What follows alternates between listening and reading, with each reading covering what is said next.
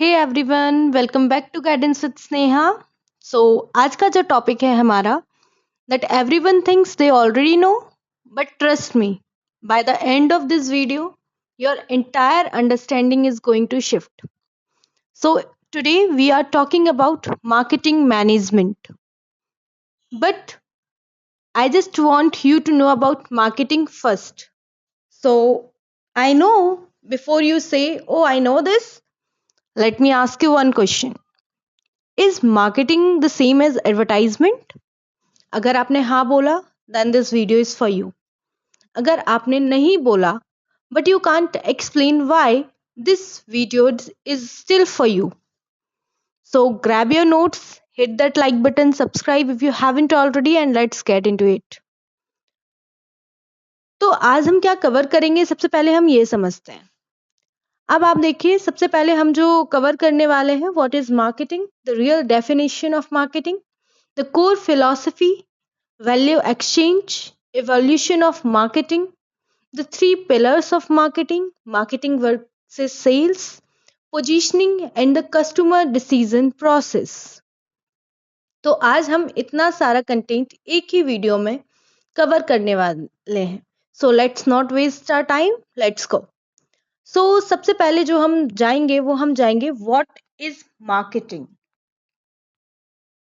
तो अब आप देखिए कि व्हाट एग्जैक्टली इज मार्केटिंग. यहाँ पे एक बहुत इंपॉर्टेंट डेफिनेशन है, and I want you to write this down. Marketing is the entire process of identifying, creating, communicating and delivering value to a target customer profitably. Notice something, it's a process. एक movement नहीं है, एक action नहीं है, a full journey start to finish. Now, here's what the management thinker Peter Drucker said. Example point of view से बहुत important है, आप याद रखना. उनका कहना था, the aim of marketing is to know and understand the customer so well.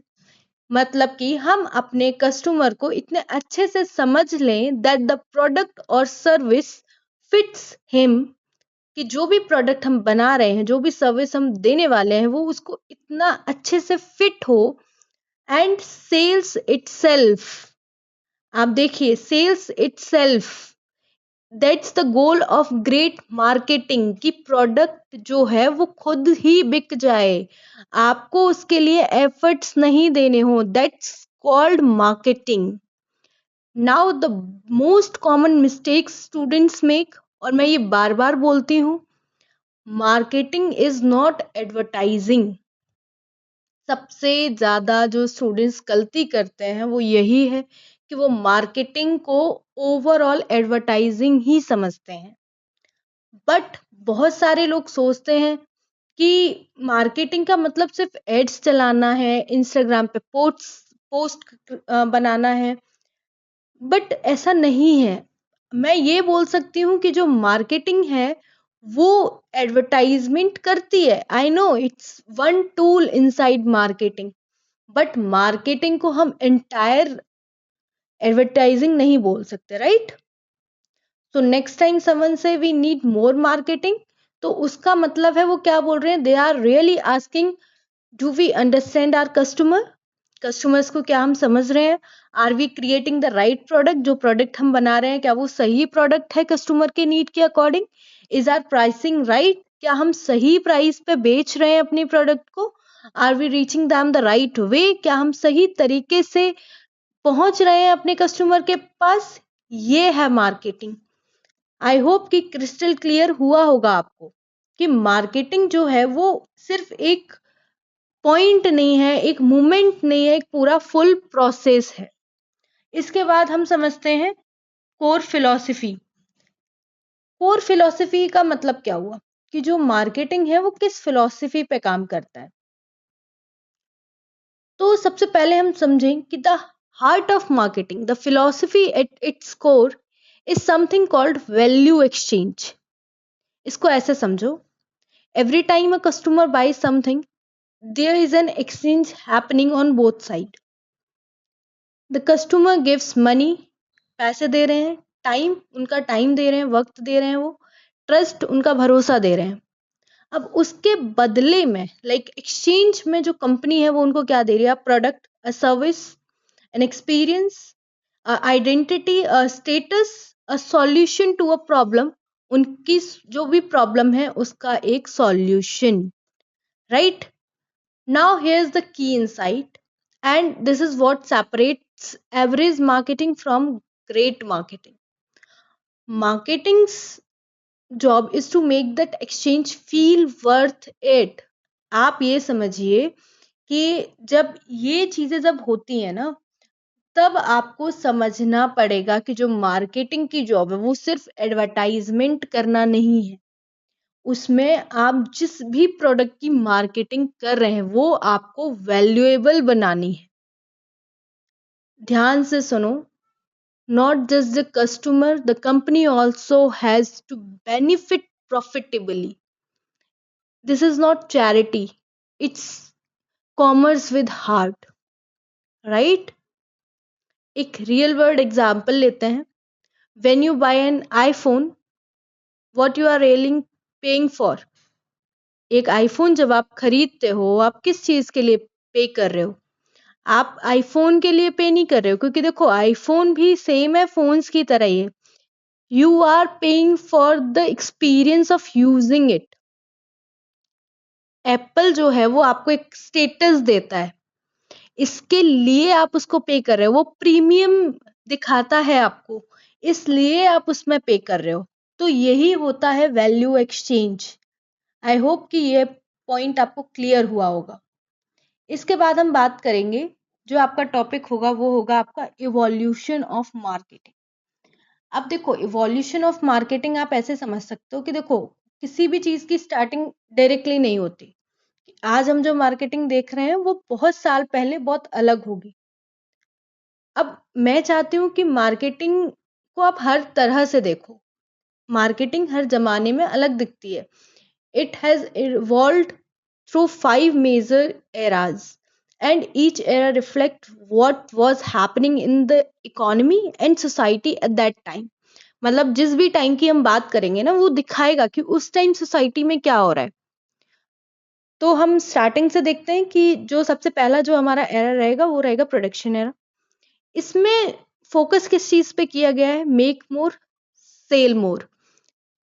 अब सुनो, उस जमाने में क्या होता था?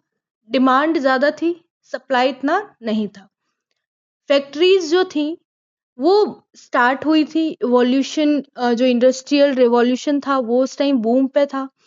कंपनीज इतना ज्यादा नहीं सोच रही थी कि कस्टमर को क्या चाहिए, वो वही चीज बना रहे थे, जो उनको बनाना है वो बना रहे थे, एंड वो वहां मिल रहा था।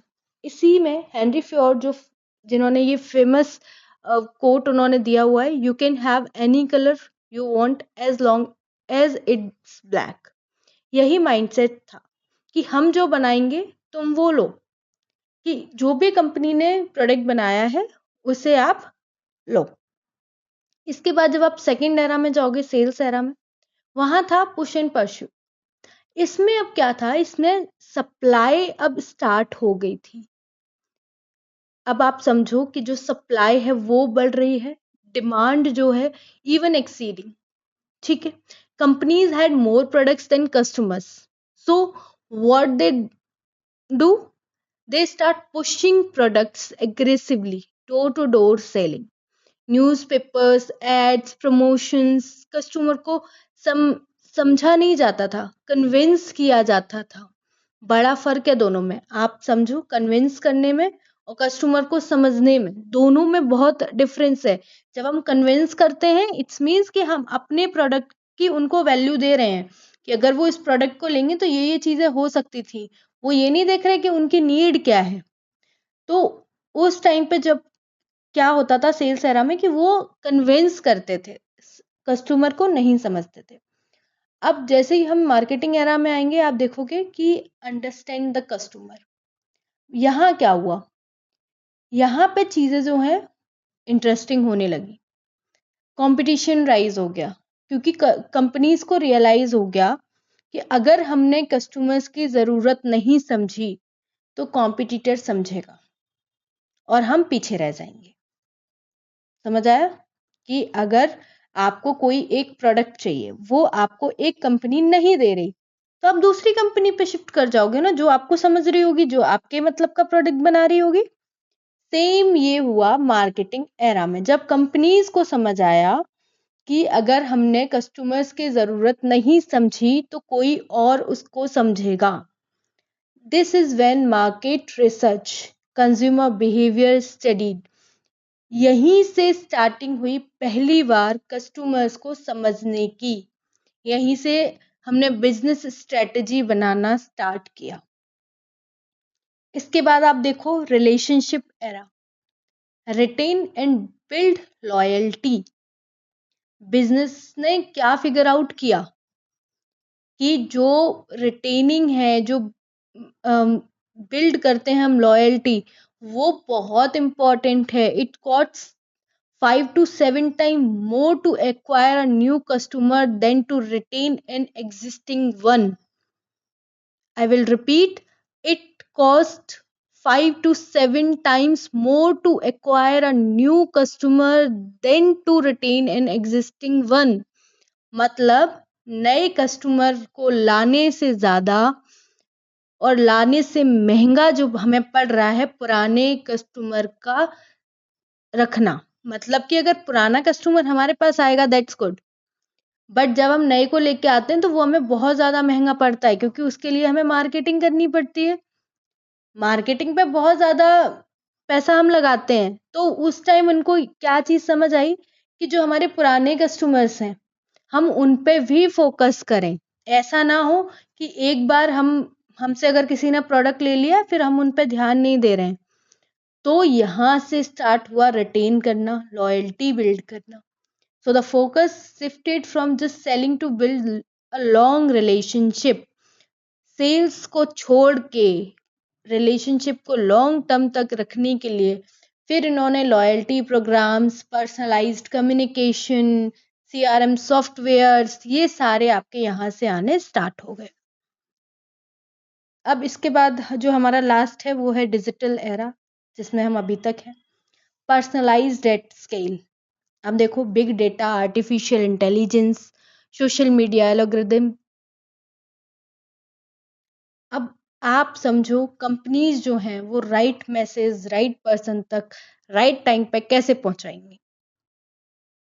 अब आप एड्स देखते हो, सोशल मीडिया पे कंटेंट देखते हो, तभी तो आपके वो पता चलता है।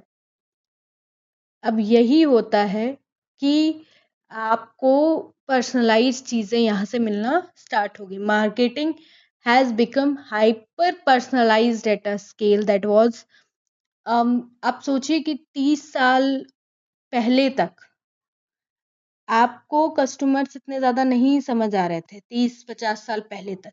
बट अभी कस्टमर्स पे ही फोकस है सारा। तो इवोल्यूशन क्लियर क्लियर आपको क्या बता रहा है? आप अगर स्टार्टिंग से देखो कि पहले वो जो बना दे रहे थे हम ले ले रहे थे, बट अभी हमें जो चाहिए वो कंपनीज बना के देंगी।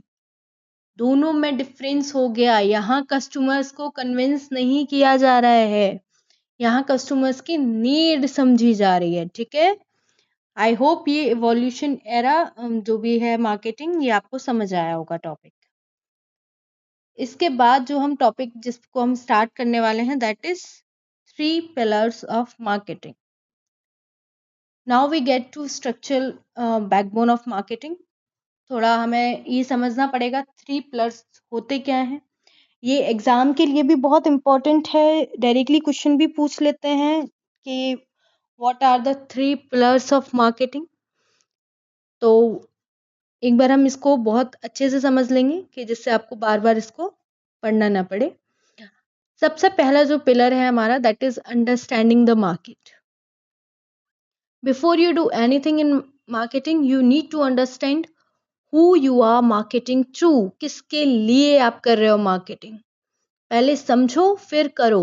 This happen through 3 major frameworks. STP framework, segmentation, targeting and positioning. अब सेगमेंटेशन को हम थोड़ा समझे तो ये होता क्या है। सेगमेंटेशन होता है कि छोटे छोटे ग्रुप्स में डिवाइड कर लेना पूरी मार्केट को।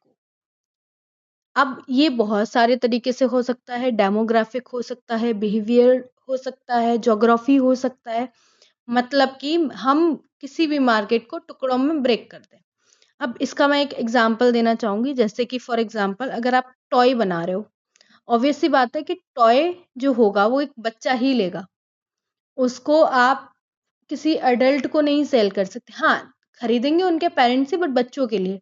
आपके जो मेन कंज्यूमर्स होंगे वो कौन होंगे? बच्चे होंगे। तो आप जो मार्केटिंग करोगे वो बच्चों के अकॉर्डिंग करोगे ना। सेम ऐसे ही जो डेमोग्राफिक्स होते हैं, जो बिहेवियर होता है, उसके अकॉर्डिंग हम मार्केट को डिवाइड करते हैं। टारगेटिंग, कि आप किस पर्टिकुलर सेगमेंट को टारगेट कर रहे हो। जैसे मैंने अभी एग्जांपल लिया टॉय का। अब टॉय से आपको ये समझ आया कि आपको किसको टारगेट करना है, बच्चों को टारगेट करना है, तो दैट इज टारगेटिंग। पोजीशनिंग, अब आपको डिसाइड करना है कि कैसे आपको उन सेगमेंट्स के माइंड में बैठना है। इट्स मीन्स कि पहले से भी बहुत सारे टॉयज हैं, अब आप अपनी पोजीशनिंग वहां कैसे रखोगे कि लोग आपको रखें दिमाग में। समझ आया? अब इसके बाद हम देखते हैं कंज्यूमर बिहेवियर। लोग खरीदते क्यों हैं जो खरीदते हैं? Why people do why. अब देखो, इसमें बहुत बेसिक सी अगर मैं बात करूं कि लोग खरीदते क्यों हैं, जो चीजें वो खरीद रहे हैं क्योंकि उनकी नीड होती है, बेसिक सर्वाइवल। अब देखो, इसमें एक चीज होती है, जैसे इसमें लिखा है कि consumer behaviour, why do people buy. अब देखो, from basic survival to self actualisation, कि मतलब लोगों को जो नीड होती है उसके अकॉर्डिंग वो खरीदते हैं। ठीक है, कंज्यूमर बिहेवियर समझ आया कि जब उनको नीड होगी, जब उनको सेल्फ एक्चुअलाइजेशन होगा, उनको सर्वाइवल उनको चाहिए होगा, उस टाइम पे वो खरीदेंगे। अब देखो, मार्केट रिसर्च भी हम करते हैं जब हम कोई भी प्रोडक्ट बना रहे हैं। ऑब्वियस सी बात है कि हमें उसके लिए मार्केट रिसर्च करनी पड़ेगी कि क्या हमारा प्रोडक्ट फिट है, लोगों के माइंड में क्या चल रहा है, उनको कुछ और तो नहीं चाहिए। इसके लिए हम प्राइमरी, सेकेंडरी, क्वालिटेटिव, क्वांटिटेटिव, आपने अगर मार्केट रिसर्च जब आप पढ़ते हो उसमें ये सारी चीज़ें आपको बताई जाती हैं। प्राइमरी डेटा क्या होता है? प्राइमरी मैं बता देती हूँ, प्राइमरी रिसर्च क्या होती है, जिसमें आप खुद से डेटा कलेक्ट करते हो, आप सर्वेज के थ्रू, इंटरव्यूज के थ्रू, और एक पर्टिकुलर फोकस ग्रुप के थ्रू। सेकेंडरी डेटा क्या होता है? जो रिपोर्ट्स ऑलरेडी पब्लिश्ड हैं गवर्नमेंट डेटा के थ्रू, या जो रिपोर्ट्स ऑलरेडी साइट्स पे जो ग्रुप्स होते हैं, ऑनलाइन वेबसाइट्स पे जो डेटा होता है उसके थ्रू। इट्स मीन्स कि प्राइमरी डेटा जो आपका खुद का डेटा है, और सेकेंडरी डेटा जो दूसरे लोगों का डेटा है। क्वालिटेटिव एंड क्वांटिटेटिव क्या होता है? क्वालिटेटिव जो हम होता है कि why, open and insights, and quantitative जो होता है वो हाउ मेनी, लाइक कितना। क्वालिटेटिव में आपको समझ आएगा कि आपको प्रोडक्ट क्यों बनाना है, किसके लिए बनाना है, क्या रखना है उस प्रोडक्ट में। और क्वांटिटेटिव में आपको समझ आएगा कि कितना हमें बनाना है, मार्केट में नीड कितनी है, हम कितना सप्लाई कर सकते हैं। इसके बाद आप देखो second pillar, pillar 2, creating value. Once you understand the market, you need to create value for them. यहाँ पे मार्केटिंग मिक्स आता है, and you have probably heard of 4 P's: product, price, place and promotion. अब देखिए, product क्या है, आप क्या ऑफर कर रहे हो, design, features, quality, packaging, branding, all part of product decision. Price में क्या आएगा, कितने में बेचोगे, डिफरेंट स्ट्रैटेजीज। अब देखो, स्टार्ट कर सकते हो लो प्राइस से, गेन मार्केट में जो शेयर है वो जल्दी आ जाएगा, जैसे जियो ने किया, स्टार्टिंग में फ्री दिया, फिर उसको महंगा कर दिया। आप ये यूज कर सकते हो। प्राइस स्कीमिंग, यहाँ क्या होता है कि हाई से आप स्टार्ट कर सकते हो। इससे क्या होगा, टारगेट जो होगा वो, जैसे आईफोन, वहां आप क्या दे रहे हो, एक्सपीरियंस दे रहे हो, तो वो चीज आप कर सकते हो कि आप हाई से स्टार्ट कर सकते हो, देन उसको स्लाइटली रिड्यूस कर सकते हो। उससे क्या लगेगा कि जो महंगी चीजें हैं, प्रीमियम क्वालिटी है, वो आपको कम प्राइस में मिल रही है। वैल्यू बेस्ड प्राइसिंग आप कर सकते हो। ठीक है, इससे क्या होगा कि कस्टमर्स को फील हो कि वो जो भी पे कर रहे हैं वर्थ इट है। साइकोलॉजिकल प्राइसिंग आप कर सकते हो, जैसे मॉल्स में आप देखते हो कोई भी प्रोडक्ट होता है 99 पे खत्म होता है, 1000 की जगह आप 999 लिखो, इट विल बी इन 100, 1000 तक नहीं जाएगा। ये काम करता है even when we know it कि ये इतना ही है, बट स्टिल ये जो है साइकोलॉजी के साथ प्ले करता है। प्लीज कस्टमर आपका प्रोडक्ट कहाँ से कैसे एक्सेस कर सकते हैं, डायरेक्ट चैनल्स के थ्रू, इनडायरेक्ट, ऑनलाइन, ऑफलाइन, ये सारा आपको पहले से सोचना पड़ेगा कि जो भी प्रोडक्ट आप बना रहे हो उसको आप कैसे पहुंचाओगे।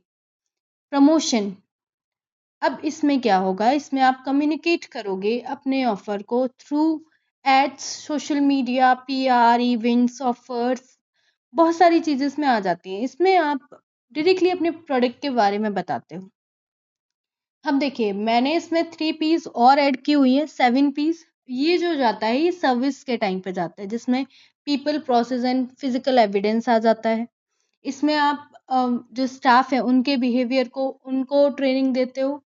अ, लोग जो डिलीवर करते हैं, जैसे मैं किसी कंपनी में काम कर रही हूँ, तो मैं अगर वहाँ किसी को सर्विस दे रही हूँ तो मुझे भी तो ट्रेनिंग की नीड है ना, कि मुझे वहाँ लोगों को कैसे समझाना है। सेम चीज हम इसमें करते हैं। प्रोसेस में क्या होता है, डिलीवरी प्रोसेस, एक्सपीरियंस, कैसे डिलीवर करते हैं, फिजिकल एविडेंस, ऑफिसेज जो हैं वो क्लीन होनी चाहिए, डिजाइंड ऐप होना चाहिए। आप ये चीज समझ सकते हो। ठीक है। Pillar 3, delivering and communicating value. अब इसमें क्या होता है,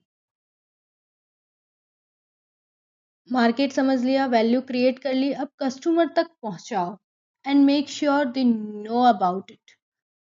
डिस्ट्रीब्यूशन चैनल्स, डायरेक्ट, इनडायरेक्ट, अभी जैसे मैंने बताया। इंटीग्रेटेड मार्केटिंग कम्युनिकेशन, ये कॉन्सेप्ट बहुत इंपॉर्टेंट है। IMC means all your communication channels are speak with one voice. Your Instagram ad, your TV commercial, your PR, your sales team pitch, all of it should tell the same story.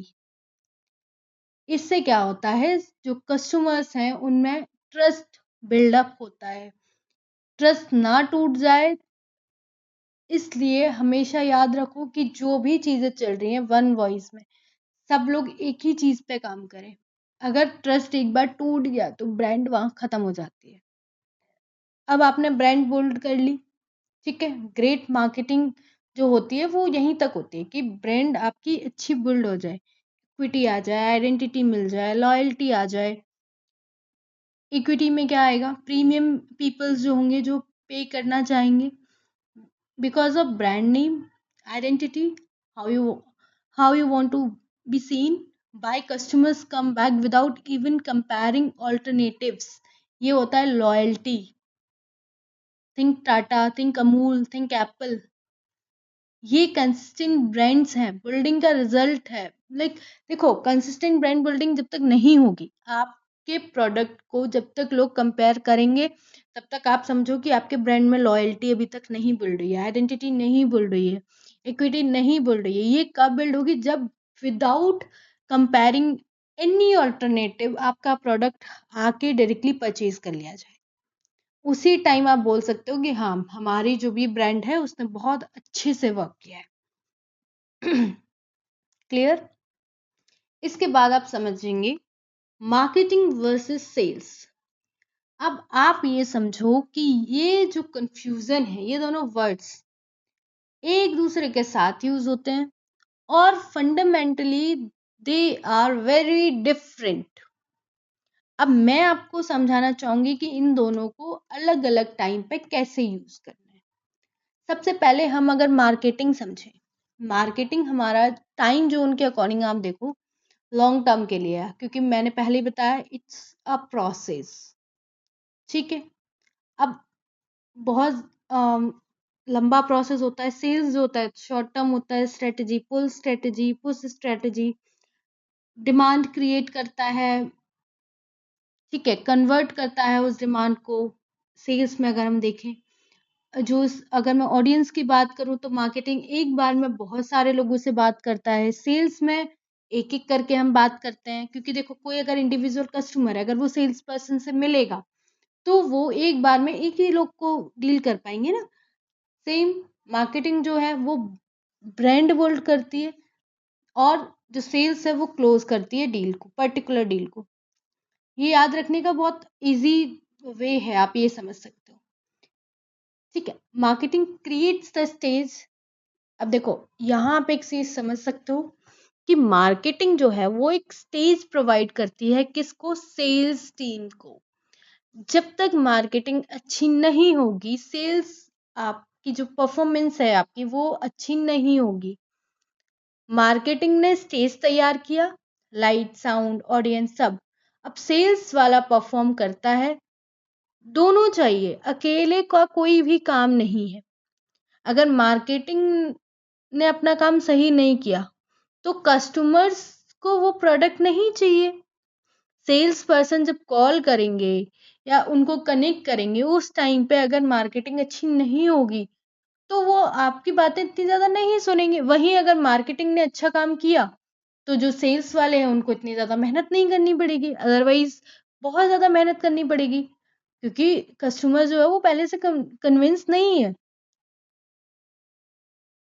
ठीक है ना, इतना समझ आया? अब इसके बाद हम एक और चीज समझते हैं, पोजीशनिंग, जो हम ऑलरेडी समझ चुके हैं। वैसे तो पोजीशनिंग होती क्या है? पोजीशनिंग होती है is not what you do to the product, it's what you do to the mind of the perspective। अब देखो पोजीशनिंग अगर मैं बहुत यहाँ पे अगर आपको समझाऊं, पोजीशनिंग जो होती है, यहाँ पे एक कोट है, पोजीशनिंग को परफेक्टली डिफाइन करता है, from AI Ries and Jack Trout. अब पोजीशनिंग आप समझ चुके हो, ध्यान से पढ़ो। You are not changing the product, you are changing how people think about it. उनके दिमाग में जगह बनानी है। आपने जो प्रोडक्ट बनाया दैट इज फाइन, बट उसको लोग तभी खरीदेंगे जब उनको उसकी नीड लगेगी। A brand occupies a mental space, a specific association in the consumer's mind, and your job as a marketer is to own that space clearly and consistently। Examples आप देख सकते हो, एप्पल प्रीमियम इनोवेशंस देता है, Zomato convince करता है, Volvo जो है वो सेफ्टी प्रोवाइड करता है, राइट? अब आपने अब आप अपने आप से एक सवाल पूछो, why does your brand live in the customers mind? क्यों रहे? आप कुछ ऐसा उनको प्रोवाइड करो कि उनका जो फोकस है वो डायरेक्टली आपके प्रोडक्ट पे जाए, right? Consumer decision process, CDP, इसमें क्या होता है? देखो इसमें कुछ स्टेजेस होती हैं, आपको पहले वो समझनी पड़ेगी। अब कंज्यूमर के डिसीजन प्रोसेस को आपको समझना है, उससे पहले आपको क्या समझना पड़ेगा कि उनकी प्रॉब्लम क्या है। कुछ ट्रिगर होता है उन्हें, मेरा फोन स्लो हो गया, भूख लगी है, नीड है। जब तक नीड नहीं होगी आप प्रॉब्लम रिकॉग्नाइज ही नहीं कर पाओगे। आप जब भी कंटेंट बनाते हो, आप जो भी एड्स देखते हो, उसमें भी वो एक प्रॉब्लम होती है, उसको वो आइडेंटिफाई करके उस पर वो एड बनाते हैं। उसके बाद इंफॉर्मेशन सर्च की जाती है, उसके बाद आप यूट्यूब, इंस्टा, दोस्तों से रिव्यूज लेते हो सब जगह, right? Evolution, pricing, features, review, brand reputation, ये सारी चीजें भी कस्टमर्स करते हैं। उसके बाद वो परचेज का जो है वो डिसीजन बनाते हैं। उसके बाद वो देखते हैं कि हाँ मुझे ये लेना है, नहीं लेना है, कैसे लेना है, डिस्काउंट के टाइम पे लेना है, नॉर्मल लेना है। ये सारे डिसीजन बनाने के बाद अब उनका जो पोस्ट परचेज बिहेवियर हम फील करते हैं कि उनका जो डिसीजन था उनको कैसा लगा, उनको खरीदने के बाद अच्छा फील हुआ, नहीं फील हुआ, ये सारे हमें मॉनिटर करने पड़ेंगे। तभी आप बोल पाओगे कि हाँ, कि ये जो है एक अच्छा प्रोडक्ट है या एक अच्छा प्रोडक्ट नहीं है। 5 स्टेप्स होते हैं इसमें। अब आप समझो कि यहाँ भी आप मार्केटिंग यूज कर रहे हो। सेल्स जो है वो भी एक पॉइंट नहीं होता या ऐड नहीं होता। हर स्टेज पे मार्केटिंग को ही काम करना पड़ेगा, मार्केटिंग को देखना पड़ेगा। अगर कोई रिव्यू आ रहा है तो वहां मार्केटिंग को होना पड़ेगा ना कि उन्होंने यूज आप एक बार देखो, एक बार को सेल्स पर्सन को भी इतना नहीं बोलेंगे, बट ब्रांड पे वो एक्यूज करेंगे ना कि ये ब्रांड ऐसी है। Right? All right everyone, so complete जो है आज हमने किया है मार्केटिंग। आई होप कि आपको जो भी चीज़ें मैंने समझाई हैं आपको समझ आया हो। सबसे पहले हम एक क्विक रिवीजन कर लेते हैं कि हमने क्या क्या देखा है इस पूरी वीडियो में। सबसे पहले हमने मार्केटिंग देखा कि marketing is not just advertising. उसके बाद हमने देखा वैल्यू एक्सचेंज प्रोसेस। फिर हमने देखे इवोल्यूशन ऑफ मार्केटिंग। देन हमने पिलर्स देखे मार्केटिंग के। उसके बाद पिलर्स के बाद हमने positioning, consumer decision and sales versus marketing हमने देखा। अगर ये वीडियो आपके काम आया हो, please give it a thumbs up. It tells YouTube this content is valuable and help more students find it. Okay, so comments में अपने सवाल जरूर डालो। अगर कुछ डाउट आता है, कोई भी कंफ्यूजन हो, आप पूछ लो। Thank you.